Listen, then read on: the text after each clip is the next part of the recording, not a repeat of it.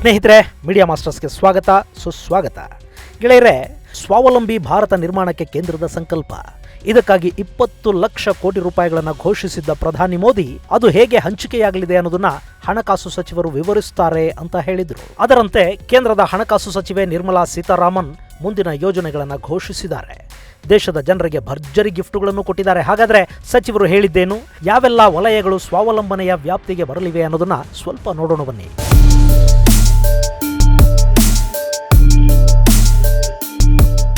ಸ್ನೇಹಿತರೆ, ಕಳೆದ ರಾತ್ರಿಯಿಂದ ನೀವು ಟಿವಿ ಚಾನೆಲ್ಗಳನ್ನು ನೋಡ್ತಾ ಇರಬಹುದು. ಎಲ್ಲೆಲ್ಲೂ ಮೋದಿಯವರು ಘೋಷಿಸಿದ 20 ಲಕ್ಷ ಕೋಟಿ ರೂಪಾಯಿ ಪ್ಯಾಕೇಜ್ನದ್ದೇ ಸುದ್ದಿ. ಕೆಲವರಂತೂ ಈ 20 ಲಕ್ಷ ಕೋಟಿಯಲ್ಲಿ ಯಾರ್ಯಾರಿಗೆ ಅನುಕೂಲ ಆಗುತ್ತೆ ಅನ್ನೋದನ್ನ ಪ್ರೊಡಿಕ್ಷನ್ ಮಾಡೋದಕ್ಕೆ ನಿಂತಿದ್ರು. ರೈತರಿಗೆ, ಕಾರ್ಮಿಕರಿಗೆ ಸಹಾಯ ಆಗಿಬಿಡುತ್ತೆ, ಸಾಲ ಮನ್ನಾ ಮಾಡಿಬಿಡಬಹುದು, ರೈತರಿಗೆ ಬಡ್ಡಿ ರಹಿತ ಸಾಲ ಕೊಡಬಹುದು ಅನ್ನೋ ವಿಚಿತ್ರವಾದ ಸುದ್ದಿಗಳನ್ನು ಮಾಡ್ತಾ ಇದ್ರು.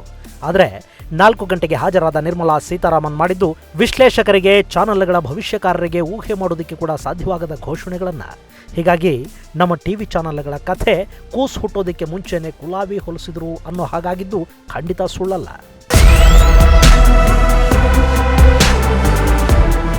ಹಣಕಾಸು ಸಚಿವರ ಘೋಷಣೆಯಲ್ಲಿ ಪ್ರಮುಖ ಆದ್ಯತೆ ಸಿಕ್ಕಿರೋದು ಪ್ರೊಡಕ್ಷನ್ ಅಂಡ್ ಸರ್ವಿಸ್ ಸೆಕ್ಟಾರ್ಗೆ. ಯಾಕೆಂದ್ರೆ ದೇಶದ ಬಹುಪಾಲು ಉದ್ಯೋಗಗಳು ಇರೋದೇ ಇಲ್ಲಿ. ಕೇಂದ್ರದ ಪ್ಲಾನ್ ಬಗ್ಗೆ ನಿಮಗೆ ಸರಳವಾಗಿ ಹೇಳಿಬಿಡ್ತೀನಿ ಕೇಳಿ. ಸದ್ಯಕ್ಕೆ ಕೇಂದ್ರ ಸರ್ಕಾರ ಗಮನ ಹರಿಸಿರೋದು ಸ್ವಾವಲಂಬಿ ಭಾರತದ ಕಡೆಗೆ. ಸೊ ಅದು ಸಾಧ್ಯ ಆಗಬೇಕು ಅಂದ್ರೆ ದೇಶಕ್ಕೆ ಅಗತ್ಯ ಇರೋ ಬಹುಪಾಲು ವಸ್ತುಗಳನ್ನು ನಾವೇ ಉತ್ಪಾದಿಸಬೇಕು.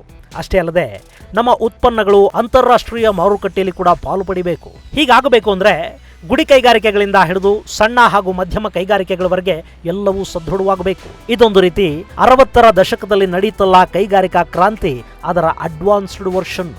ಕಳೆದ ಬಾರಿ ಮಾತಾಡಿದ ಹಣಕಾಸು ಸಚಿವರು ಕೃಷಿಗೆ ಹೆಚ್ಚಿನ ಆದ್ಯತೆ ಕೊಟ್ಟು ಮಾತಾಡಿದ್ರು. ಈ ಬಾರಿ ಅವರ ಮಾತುಗಳಲ್ಲಿ ಕೈಗಾರಿಕೆ ಹಾಗೂ ಬ್ಯಾಂಕಿಂಗ್ ಸೆಕ್ಟರ್ಗೆ ಹೆಚ್ಚು ಆದ್ಯತೆ ಕೊಟ್ಟಿರುವುದು ಕಂಡು ಬರ್ತಾ ಇತ್ತು. ಈ 2 ವಲಯಗಳನ್ನು ಸದೃಢಗೊಳಿಸುವ ಮೂಲಕ ಹೆಚ್ಚು ಉದ್ಯೋಗ ಸೃಷ್ಟಿ, ಉತ್ಪಾದನೆ ಮತ್ತು ಸೇವಾ ವಲಯವನ್ನು ಹೆಚ್ಚು ಮಾಡೋದರ ಕಡೆಗೆ ಕೇಂದ್ರ ಸರ್ಕಾರ ಗಮನ ಹರಿಸಿದೆ. ಇವತ್ತು ಕೇಂದ್ರ ಸಚಿವರು MSMEಗಳ ಕುರಿತಾದ 6 ವಿಚಾರಗಳನ್ನು ಪ್ರಸ್ತಾಪಿಸಿದರು. ಅದರಲ್ಲಿ ಮೊದಲನೇದಾಗಿ 3 ಲಕ್ಷ ಕೋಟಿ ರೂಪಾಯಿಗಳ ಸಾಲವನ್ನು ಯಾವುದೇ ಕೊಲಾಟ್ರಲ್ ಇಲ್ಲದೆ ಕೊಡೋದಾಗಿ ಕೇಂದ್ರ ಘೋಷಿಸಿತು. ನಿಮಗೆ ಗೊತ್ತಿರಬಹುದು, ಈ ಹಿಂದಿನ ಯೋಜನೆಗಳಲ್ಲಿ ನಾವು ಬ್ಯಾಂಕ್ಗಳಿಂದ ಸಾಲ ಪಡಿಬೇಕು ಅಂದರೆ ಏನನ್ನಾದರೂ ಆಧಾರ ಅಥವಾ ಅಡಮಾನ ಕೊಡಲೇಬೇಕಿತ್ತು. ಸಾಕಷ್ಟು ಜನ ಮುದ್ರಾ ಯೋಜನೆಯಲ್ಲಿ ಕೂಡ ಅಡಮಾನವನ್ನು ಕೇಳ್ತಿದ್ದಾರೆ ಅನ್ನೋ ಕಾಮೆಂಟ್ಗಳನ್ನು ನಮ್ಮ ಚಾನಲಲ್ಲೇ ಮಾಡಿದ್ರಿ. ಆದರೆ ಈಗ ಅಂಥ ಯಾವ ಅಡಮಾನದ ಅಗತ್ಯನೂ ಇಲ್ಲದೆ ನಿಮಗೆ ಸಾಲ ಸಿಗಬಹುದು. ಈ 3 ಲಕ್ಷ ಕೋಟಿ ರೂಪಾಯಿ ಸುಮಾರು 45 ಲಕ್ಷ ಯೂನಿಟ್ಗಳಿಗೆ ಸಹಾಯವಾಗುತ್ತೆ ಅನ್ನೋದು ಕೇಂದ್ರದ ವಿಶ್ವಾಸ. ಇನ್ನು ಎರಡನೆಯದಾಗಿ, ಈಗಾಗಲೇ ಸಾಕಷ್ಟು ಸಮಸ್ಯೆಯಲ್ಲಿರೋ, ಸರಿಯಾಗಿ ಬ್ಯಾಂಕ್ಗಳಿಗೆ ಸಾಲ ಪಾವತಿ ಮಾಡದೇ ಇರೋ MSMEಗಳಿಗೆ ಕೂಡ ಮತ್ತೆ ಸಾಲ ಕೊಡೋದಕ್ಕೆ ಕೇಂದ್ರ ಸಿದ್ಧವಾಗಿದೆ. ಅದಕ್ಕಾಗಿ 20,000 ಕೋಟಿ ರೂಪಾಯಿಯನ್ನು ಮೀಸಲಿಟ್ಟಿದೆ. ಹಾಗೆಯೇ ಇಲ್ಲಿವರೆಗೆ ಯಾವ MSMEಗಳು ಸರಿಯಾಗಿ ಕಾರ್ಯನಿರ್ವಹಿಸಿವೆ, ಯಾವ ಸದೃಢವಾಗಿ ನಿಂತಿವೆ ಅಂಥ ಕಂಪನಿಗಳ ಅಗತ್ಯವನ್ನು ಪೂರೈಸುವುದಕ್ಕಾಗಿ ಸುಮಾರು 50,000 ಕೋಟಿ ರೂಪಾಯಿಗಳನ್ನು ಮೀಸಲಿಟ್ಟಿರುವುದಾಗಿ ನಿರ್ಮಲಾ ಸೀತಾರಾಮನ್ ತಿಳಿಸಿದರು. ಈ ಹಣವನ್ನು ಪಡೆದು ಆ ಕಂಪನಿಗಳು ತಮ್ಮ ವ್ಯವಹಾರವನ್ನು ಇನ್ನಷ್ಟು ವಿಸ್ತರಿಸಬಹುದು ಅನ್ನೋದು ಅವ್ರ ಲೆಕ್ಕಾಚಾರ. ಹಾಗೆಯೇ 4ನೆಯದಾಗಿ MSMEಗಳ ಡೆಫಿನೇಷನ್ ಅನ್ನು ಬದಲಾಯಿಸೋದಕ್ಕೆ ಸರ್ಕಾರ ನಿರ್ಧಾರ ಮಾಡಿದ ಹಾಗೆ ಕಾಣ್ತಿದೆ. ಈ ಹಿಂದೆ 25 ಲಕ್ಷ ರೂಪಾಯಿ ಮೂಲ ಬಂಡವಾಳ ಹೊಂದಿದ್ದ ಕಂಪನಿಗಳನ್ನು ಮೈಕ್ರೋ ಇಂಡಸ್ಟ್ರಿ ಅಂತ ಹೇಳಲಾಗ್ತಾ ಇತ್ತು. ಆದರೆ ಈಗ ಮೂಲ ಬಂಡವಾಳ 1 ಕೋಟಿ ರೂಪಾಯಿಯಷ್ಟಿರೋ ಕಂಪನಿಗಳು ಕೂಡ ಮೈಕ್ರೋ ಇಂಡಸ್ಟ್ರೀಸ್ ಪಟ್ಟಿಗೆ ಸೇರುತ್ತವೆ. ಇದು ಎಲ್ಲ ವಲಯಕ್ಕೂ ಅನ್ವಯವಾಗುತ್ತೆ.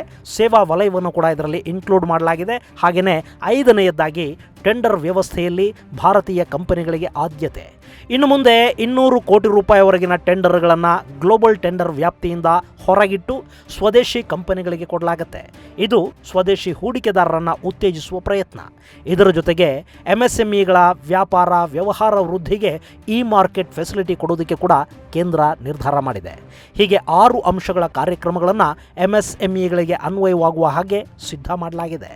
ಈ ಮೂಲಕ ಹಳ್ಳಿಗಳಲ್ಲಿನ ಗುಡಿ ಕೈಗಾರಿಕೆಗಳಿಂದ ಹಿಡಿದು ನಗರಗಳಲ್ಲಿನ ಮಧ್ಯಮ ಗಾತ್ರದ ಕೈಗಾರಿಕೆಯವರೆಗೆ ಎಲ್ಲರಿಗೂ ಆರ್ಥಿಕ ಶಕ್ತಿಯನ್ನು ನೀಡುತ್ತಾ ಎದುರಾಗಬಹುದಾದ ಉದ್ಯೋಗ ಕೊರತೆಯನ್ನು ಹಾಗೂ ಕಡಿತವನ್ನು ನೀಗಿಸುವ ಯೋಜನೆಯನ್ನು ಕೇಂದ್ರ ಹಾಕ್ಕೊಂಡಿದೆ. ಗೆಳೆಯರೆ, ನಿಜ ಹೇಳಬೇಕು ಅಂದರೆ ದೇಶದ ಆರ್ಥಿಕತೆಗೆ ಹೆಚ್ಚು ಕೊಡುಗೆಯನ್ನು ಕೊಡ್ತಾ ಇರೋದೇ MSMEಗಳು. ಅದು ಉತ್ಪಾದನೆ ರೂಪದಲ್ಲಾಗಿರಬಹುದು, ಉದ್ಯೋಗದ ಸೃಷ್ಟಿಯಲ್ಲಾಗಿರಬಹುದು.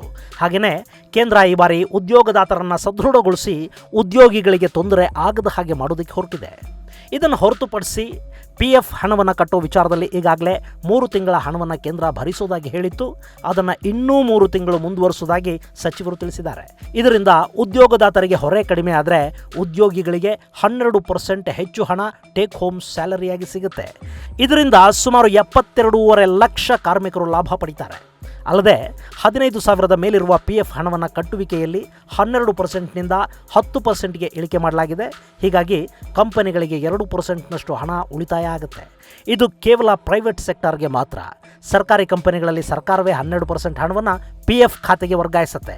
ಅದು ಸುಮಾರು 6,340,000 ಕೋಟಿ ಆಗಬಹುದು ಅನ್ನೋ ಅಂದಾಜನ್ನು ಕೇಂದ್ರ ಮಾಡಿದೆ. ಉಳಿದ ಹಾಗೆ non banking finance corporations, housing finance ಕಾರ್ಪೊರೇಷನ್ಗಳಿಗೆ ಸುಮಾರು 75,000 ಕೋಟಿ ರೂಪಾಯಿಯಷ್ಟು ನೆರವನ್ನು ಘೋಷಿಸಲಾಗಿದೆ.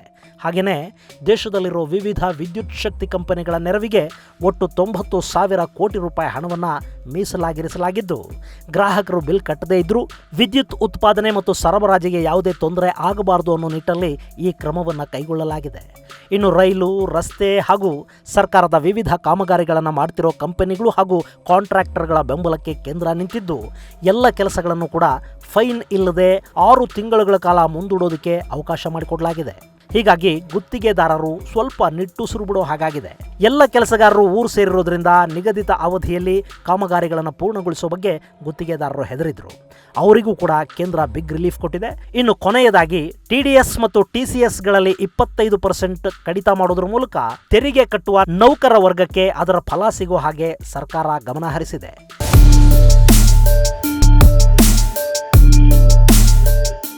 ಗೆಳೆಯರೆ, ಇದು ಕೇಂದ್ರ ಸರ್ಕಾರ ಘೋಷಿಸಿರುವ ಆರ್ಥಿಕ ಪ್ಯಾಕೇಜ್. ಇದನ್ನ ಹೇಳೋದಕ್ಕೂ ಮುನ್ನ ಹಣಕಾಸು ಸಚಿವರು ಕೇಂದ್ರ ಸರ್ಕಾರದ 6 ವರ್ಷಗಳ ಸಾಧನೆಯನ್ನು ತಿಳಿಸೋದಕ್ಕೆ ಮರೆಯಲಿಲ್ಲ.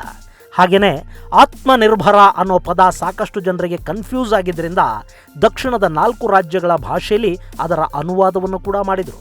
ಕನ್ನಡದಲ್ಲಿ ಅದನ್ನು ಸ್ವಾವಲಂಬಿ ಅಂತ ಕರೆಯಬಹುದು ಅನ್ನೋದು ಹಣಕಾಸು ಸಚಿವರ ಮಾತು.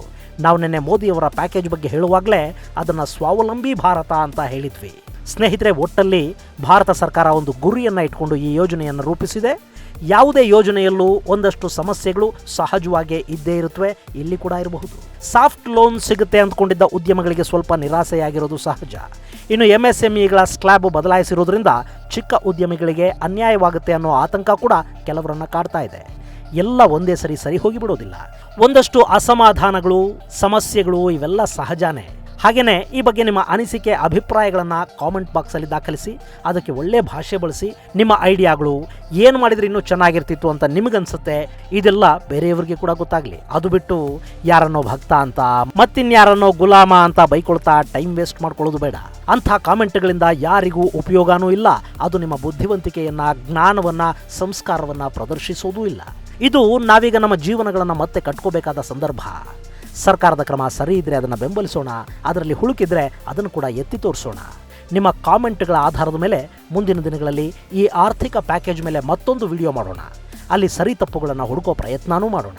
ಸದ್ಯಕ್ಕೆ ಈ ಮಾಹಿತಿಯನ್ನು ಮುಗಿಸ್ತೀನಿ. ಮುಂದಿನ ಸಂಚಿಕೆಯಲ್ಲಿ ಮತ್ತೆ ಭೇಟಿಯಾಗೋಣ. ಅಲ್ಲಿವರೆಗೆ ಜೈ ಹಿಂದ್, ಜೈ ಕರ್ನಾಟಕ.